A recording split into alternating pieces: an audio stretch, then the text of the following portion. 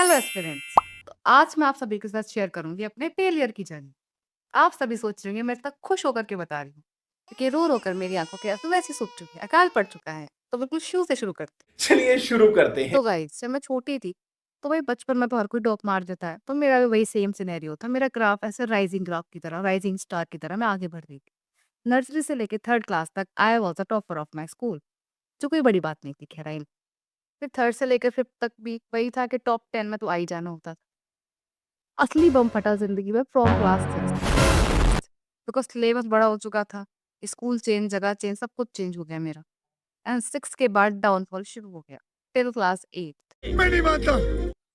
I was the average student of my school, या average से भी नीचे की समझ लो, बिकॉज़ आई स्कोर 60, 70, 75, मतलब इस रेंज में मेरी परसेंटेज थी। शाबाश। देन फिर सडनली लाइफ में होता है एक चेंज।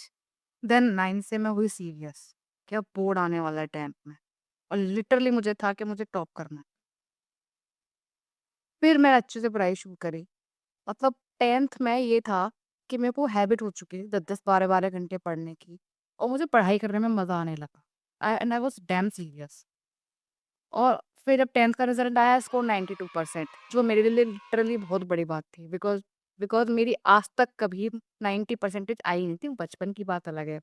अब 10th का रिज़ल्ट आने के बाद सबसे मुश्किल पड़ाव आया मेरी लाइफ़ का। स्ट्रीम सिलेक्शन कि किस लाइन में जाऊं, पीसीएम, पीसीबी, कॉमर्स, आर्ट्स, क्या? अच्छा। बट इसमें एक ट्विस्ट है। ट्विस्ट ये है कि मेरा बचपन से सपना था to clear UPSC and become an IAS officer. But अब क्वेश्चन था कि मैं 11th में ऐसा क्या लूँ कि मेरे लिए यूपीएससी की जर्नी ईज़ी हो जाए, बेटर हो जाए। कॉमर्स मेरे को लेनी नहीं थी। बायो में जाती मेडिकल लाइन तो फिर रास्ता बंद था। अब बचा PCM and art side. But मेरे को ये था कि मुझे अपने लिए एक बैकअप बनाना है। जब मैंने आईएएस ऑफिसर्स का या आईएएस आईपीएस ऑफिसर्स का बैकग्राउंड चेक किया कि वो किस स्ट्रीम से थे, उन्होंने क्या डिग्री ली थी, तो मैंने पाया कि 70 टू 80% लोग जो थे वो इंजीनियर बैकग्राउंड के थे। उन्होंने इंजीनियरिंग कर रखी थी अच्छे रेप्यूटेड कॉलेजेस से। तो फिर मैंने डिसाइड किया कि भाई अब मुझे आईआईटी जेईई करना है। एंड वैसे भी हमारे टाइम में अभी भी बहुत हाई, मतलब कंपटीशन चल रहा है कि बस 2 ही चीज़ें करने की, या तो आईआईटी जेईई कर लो या फिर नीट कर लो। इसी में बच्चों को मार्केटिंग में उलझा रखा था, और मैं भी उसका एक शिकार थी। 10th में अच्छा रिजल्ट आ गया था, अपने अंदर कॉन्फिडेंस थी एकदम बुलंदियाँ, एकदम पीक पर कि भाई आईआईटी में मेरा ही होगा, मेरे अलावा कौन जा सकता है, मैं इतनी होशियार। बुद्धिमती जी। देन फिर हमने उसके लिए मेहनत करना शुरू कर दिया। बट प्रॉब्लम मेरे साथ एक नहीं, बहुत। पहली प्रॉब्लम कि I was not that much strong economically, इसलिए मैंने 10th तक भी कोई कोचिंग, कोई ट्यूशन कुछ नहीं लगाया था। मैं हमेशा से सेल्फ स्टडी करती थी, यूट्यूब की हेल्प से पढ़ लिया एंड ऑल दैट, तो वही था मेरा। अब 11th में मेरा स्कूल भी चेंज हो गया था because of some family economic problems. तो मेरा स्कूल चेंज हो गया। पहले मैंने सीबीएसई से 10th करी, then I switch to UP board. उधर से मैंने पीसीएम लेके, लाइक मैथ्स लेके, मैंने उधर से अपना 11th एंड 12th करी। तो फर्स्ट अटेम्प्ट में मैंने जेईई मेंस दिया इन 2024, तो उसमें मेरा क्लियर नहीं हुआ था। देन फिर मैंने सोचा कि नहीं, मुझे आईआईटी ही जाना है, मुझे बैकअप बनाना है, ठीक है? तो फिर मैंने सोचा कि अभी एक चांस और देना चाहिए खुद को, फिर मैंने ड्रॉप लिया। अब मेरे ड्रॉप ईयर वेस्ट ना हो, तो मैंने अपने पास की कॉलेज से ही बीए का फॉर्म फिल कर दिया था। Then again I worked hard, drop year था। पहले भी जब मैं जेईई का पेपर दिया था तो मेरे स्कूल में एक स्ट्रिक्ट रूल था कि कोई भी बच्चा किसी भी एक दिन की भी छुट्टी नहीं कर सकता, हर दिन रेगुलर जाना होता था।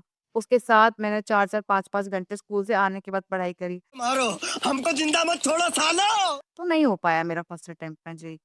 फिर उस टाइम मुझे बहुत बुरा लगा, देन मैंने ड्रॉप लिया। देन अगेन मैंने जेईई का पेपर दिया। तो फिर सेकंड अटेम्प्ट मैंने ड्रॉप ईयर, मेरा जेईई मेंस क्लियर हो गया था, कट ऑफ क्लियर हो गई थी, शाबाश। बट एडवांस नहीं हो पाया। तो भाई फिर उस टाइम मेरे को इतना बुरा फ़ील हो रहा था, इतना टूटा हुआ लग रहा था, ऐसा लग रहा था लाइफ में कि एक बार दोबारा ऑप्शन मिला है आईआईटी जाने का, जब मैंने ड्रॉप लिया था। उस दिन मुझे रियलाइज़ हुआ कि यार सपने भी वही देखने चाहिए, जो सिर्फ़ आप नहीं, आपकी फैमिली भी आप काफ़ी कहीं हद तक सपोर्ट कर सके। मतलब या फिर आप वो खुद अपने ही दम पर पूरा करो। तो फिर मुझे लगा कि यार ये तो होने से रहा। और एजुकेशन लोन्स लेने का मैंने सोचा भी, बट वो भी नहीं हो पाया बिकॉज़ ऑलरेडी फैमिली पर लोन चल रहे थे तो इस वजह से वो रास्ता भी पढ़ दो। बट द पॉइंट इज मेरे को यूपीएससी करनी है एंड सीरियसली मेरे को फर्स्ट अटेम्प्ट में ये एग्जाम क्लियर करना है। I know it's damn tough. आप लोग मेरी शक्ल देखकर समझोगे कि ये मेरी औकात के बाहर है। बट ऐसा मैं नहीं समझती। और इस चैनल को स्टार्ट करने का मेरा मेन रीज़न यही है कि मैं और ज़्यादा सीरियस हो सकूँ। बिकॉज़ मेरे पास जैसे मैंने बताया कोई पीयर ग्रुप नहीं है, कोई फ्रेंड सर्कल नहीं है, कोई कोचिंग नहीं है, नथिंग आई एम हैविंग। मेरे पास बस एक ही चीज़ है, वो है ये मोबाइल फ़ोन। वो है द बेसिक रिसोर्सेज़ और द इम्पोर्टेंट और द नीडेड रिसोर्सेज़ जो मेरे पास आज के टाइम में है।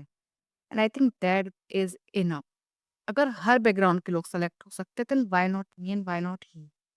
बस द पॉइंट इज़ कि मेरे को अपने रिसोर्सेज़ को अच्छे से यूटिलाइज़ करना है एंड आप सभी को। इस चैनल को स्टार्ट करने का मेरा मेन मोटिव बस यही है कि मैं अपने आप से अकाउंटेबल हो सकूँ, आप लोगों के साथ अकाउंटेबल हो सकूँ। मेरे को लगे दैट हाँ, I am answering to someone.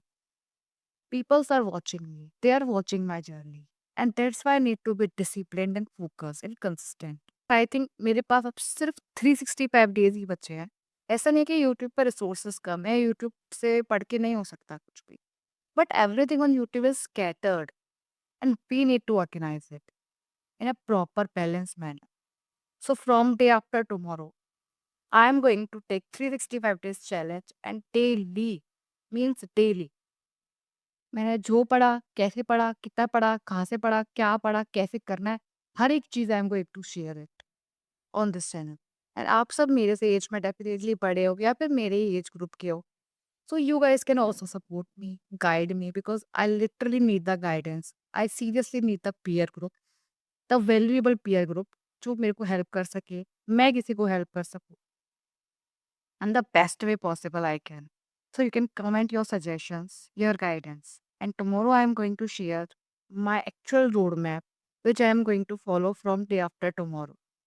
So stay tuned guys. So if you like this video, do like and subscribe the channel to stay connected with me and my journey. And take care. Love you all. Radhe Radhe.